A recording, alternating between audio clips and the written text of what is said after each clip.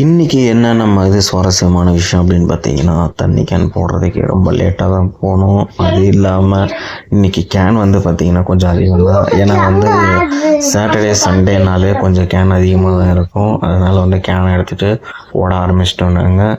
அது இல்லாமல் இன்றைக்கி எப்பயும் போல் ஒரு ட்ரிப்லேயே முடித்தோம், 1-2 ட்ரிப்பு. அது இல்லாமல் டீயும் கொடுக்கணும். சண்டே கூட டீக்கு ரெஸ்ட் கிடையாது, அன்றைக்கும் டீ கொடுக்கணும், எல்லாமே சப்ளை பண்ணணும். பண்ணி முடித்த உடனே கம்பெனி உள்ளே போயிட்டு அதுக்கப்புறம் கடையோட வியாபாரத்தையும் பார்க்கணும். சண்டே தான் கடைக்கு ஆளுங்களும் அதிகமாக வந்துன்னே இருப்பாங்க. ஸோ அதையுமே நம்ம பார்த்துட்டே இருக்கோம்.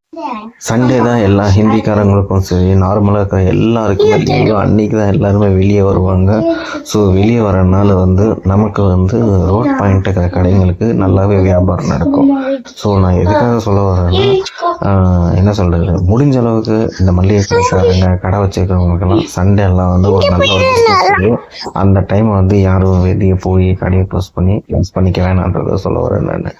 அதே மாதிரி சண்டேல வந்து பார்த்தீங்கன்னா கொஞ்சம் நமக்கு எங்கேயும் வெளியே போக முடியாது, ஃபேமிலியோட டைம் ஸ்பெண்ட் பண்ண முடியாது அப்படின்றத யாரும் நினைக்காதீங்க.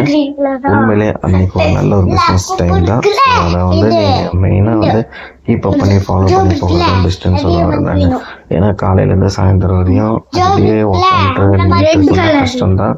அது இல்லாமல் டைம் இருக்குது போகணும். அப்புறம் வந்து பார்த்தீங்கன்னா தண்ணிக்கு போடவும் போகணும் சென்டரில். ஏன்னா சண்டே அன்றைக்கி தண்ணி கொஞ்சம் அதிகமாகவும் போகும்.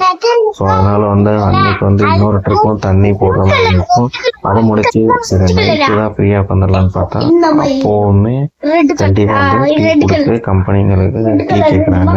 அந்த டைம்ல டீ கோட்டு எல்லாமே கம்பெனிக்கு ஸ்நாக்ஸ் எல்லாமே கொடுக்கணும்.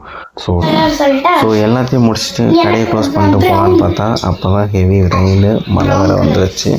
ஸோ க்ளோஸ் பண்ணிட்டு போகிறதுக்கு மணி 10 மணி ஆயிடுச்சு.